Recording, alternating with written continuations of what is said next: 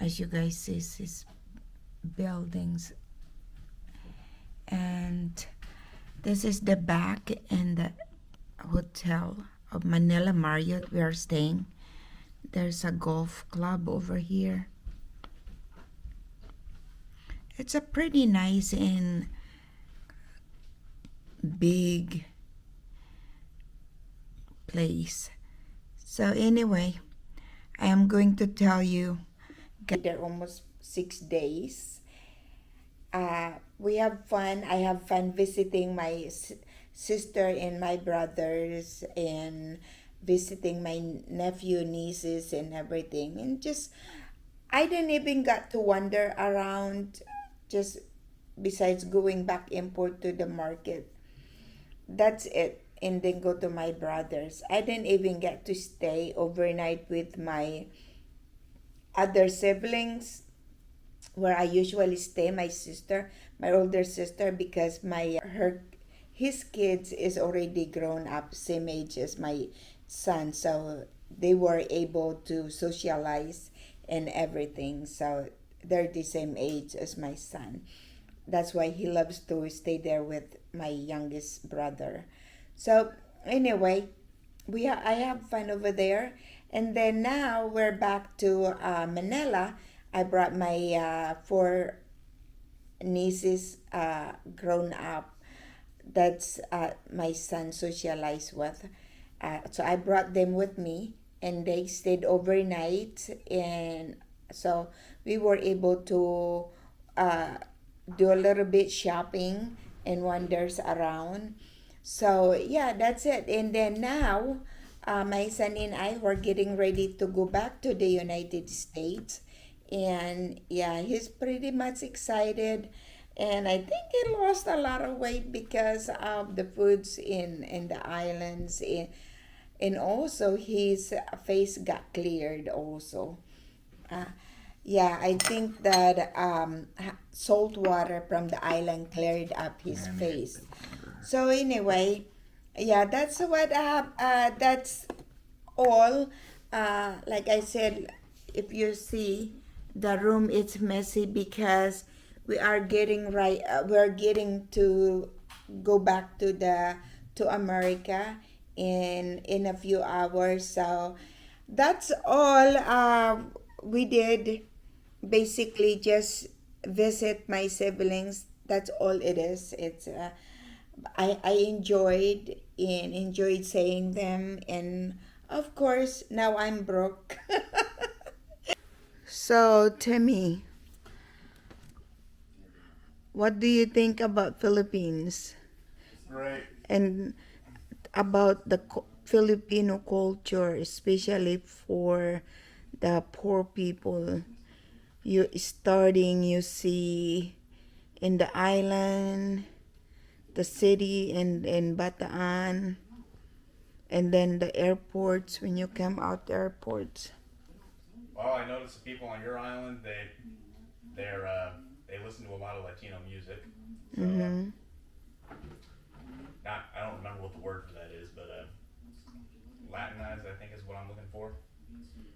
But anyways, Manila I like.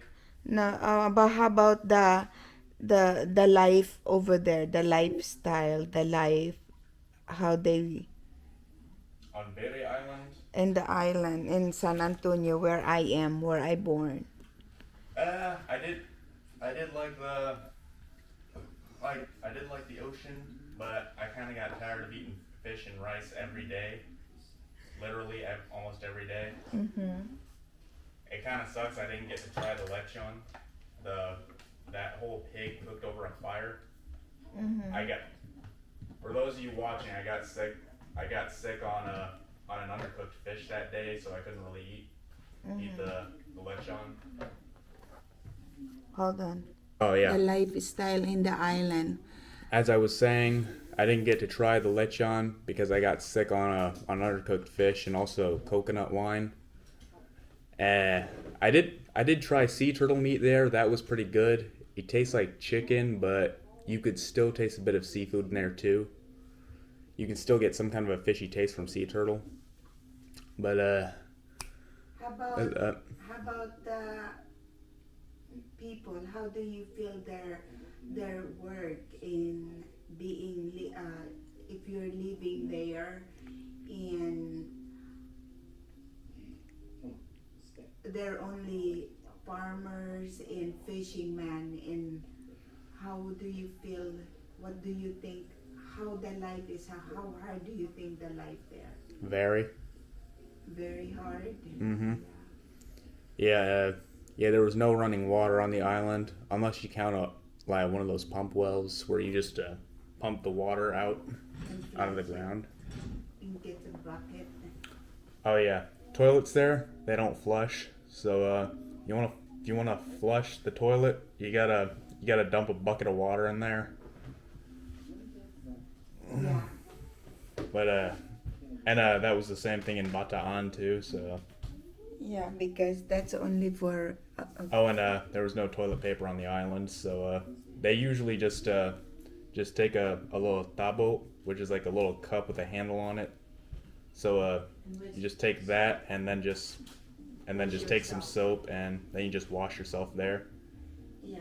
It's kind of unsanitary. I didn't like doing, but so I usually just brought a baby wipe with me. But sometimes I forgot to bring one, so I just did that thing. Yeah. Uh, yeah, the hotels we stayed at they had bidets, so and that's a little hose that you just spray on yourself. Yeah. How That about the I Katarman? Katarman. Tell them what the Katarman is. The Katarman is Katarman is the capital of Northern Samar, the province Northern Samar. in a That was city. It's a really crowded city. It's one of those typical Asian cities with the old-fashioned market stalls where you have all the food just laying out there and Open market. That's open markets and there were and my mom bought fish there and she's planning to bring it back to America. I'm definitely not eating those. That It's not even just the fact that she's bringing fish back to America and it hasn't been refrigerated. It's not even just that. Like, it's a very salt. It's a very salty fish. They dried it. Yeah, it has a long life. It has a long shelf life, but Yeah. it's not even that bothers me. It's the fact that there were flies like just everywhere, and some of the stalls they had little fans hanging over them with little plastic strips just waving around everywhere just to keep the flies away. Yeah. But some of them would have really long poles with plastic strips, and they just wave them around to keep the flies away. But even then, flies still landed on the fish, so I'm not eating that. Yeah. So when we finally, how about the airports there? What can you say about the airports in Katarman? The airport in Qatar, it's really small because it's a domestic airport, not an international. Yeah. But They only have like 2 days flight, mhm. Tuesday and Friday. How about the Bataan? What can you tell the different in the island in Bataan? Well, Bataan, you still can't flush the toilet. Well, at least not the way that Americans do. You just have to dump a bucket of water down there. But you still get, but they do have running water though. But even then, there's no hot water, so you're gonna have to dump cold water on yourself. But at least it's not as the water there is not as cold in compared to the island. Mhm. Yeah. Yeah, the island, the ocean water was really hot. Like if you like during the high tide and you could go swimming, like the water was very warm. It's not like boiling hot, but it's kind of like a hot tub. It's very relaxing. Yeah. Yeah, but the salt water had lots of minerals in it, so it's really good for your skin. So if you sweat a lot, you get all the toxins out of your skin, and then you put the salt water on your face. It's really good for your skin. It really nourishes your skin. But wash your face after that because the salt water the ocean water has bacteria in it. Yeah. So the water in Bataan has more bunch of junk, more food to eat. Yeah, but I was really just craving something like chicken or beef because I got tired of fish after a while. Yeah. But oh, Jollibee, I love it. Mm-hmm. It's kind of like a Filipino KFC. Oh Yeah, yeah. but yeah, it's really good. They're mostly known for their chicken joy, which is like fried chicken. Sometimes it's spicy, sometimes it's not. Mm-hmm. Yeah. Yeah. And now but what did you learn in the lifestyle in Bataan? What's different in the island in Bataan? Uh, it's somewhat like the island, but somewhat like city life, like suburban life. Like, like the neighborhoods you go into, they'll like some people will operate stores from their own homes. Mm-hmm. So, yep, yeah. In fact, my uncle he has his own store. Mm-hmm. Yeah. And the most people, the most job in Bataan for the poor people. What? Oh, I did notice something different. Gas stations, you can't pump your own gas. So, Yeah. like, and that's a good thing because it provides jobs for people. So, you'll see someone at the gas pump, you give them money, and then they'll just pump the gas into your motorcycle. Mm-hmm. Most people here drive motorcycles, Yeah, and the motors. tricycle. That's the most people. That's most guys' job in Bataan is the tricycle. Yeah, a lot of people there they'll drive tricycles which is sort of like a. It's basically a motorcycle with a what do you call it? Tricycle. Yeah, I No, know, with a motorcycle with carriage the on the side. side. Yeah. With Yeah, side. It's called sidecar. yeah, with a sidecar. It's yeah, most people use that as a taxi, and Mm-hmm. you can fit like up to 3 people inside it. Mm-hmm. So it's really And meant for 2 people, but you can fit 3 people in there. how about you experience here in Manila in the hotel? Manila, I kind of like the most. It's Really? yeah. It's had more. It's more what? Well, I do like hot water in the shower, and also the bidet. I kind of enjoyed using that. No, yeah, because you're in the hotel. But if you are poor and you'll be living the same thing like Uncle Dudoy's house, kind of like Oh yeah, that's no true. running water, just the same thing. If you're poor, you'll be living basically like Uncle Dudoy's house and Uncle Bido, like no shower, no toilet flushing, that just like that. But if you're rich, you'll be able to build and afford flushing with building a nice home, just like we have in the house. Mm. But if you're poor, around the neighborhood, it's just like that. Yeah. In some markets you have to worry about pickpockets. So what I did there is I just took money off my debit card and put the cash in my pocket, but left my wallet in the hotel room, and I just walked around, kept it in everything in my front pockets, kept my hands in my front pockets. So that, yeah, so pickpockets you'll have to worry about in some areas. On the malls here, they're bigger than in America because malls in America they'll typically have like 2 or 3 floors, and in some cases I think 4. But the mall that we went to, it It's had 6 floors. Yeah, it's a 999 Plaza. Mm, 999 Plaza. yeah. Oh, and one thing that's different about restaurants here is that you rarely get a knife. Like say you're eating chicken or if you're eating a burger steak, like a Salisbury steak, like you rarely get a knife. Instead, you usually just get a spoon and a fork and rarely a knife. So what they expect you to do is that you just just try to cut the meat with the spoon because it's somewhat sharp as a knife. So you just basically have to cut things with a spoon. It's not that hard actually, unless you're eating a steak. It's really not that difficult. Ugh.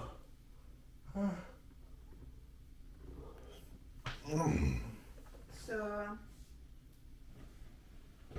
yeah, you done? Mm-hmm. But otherwise, you enjoy. I enjoyed the country, yeah.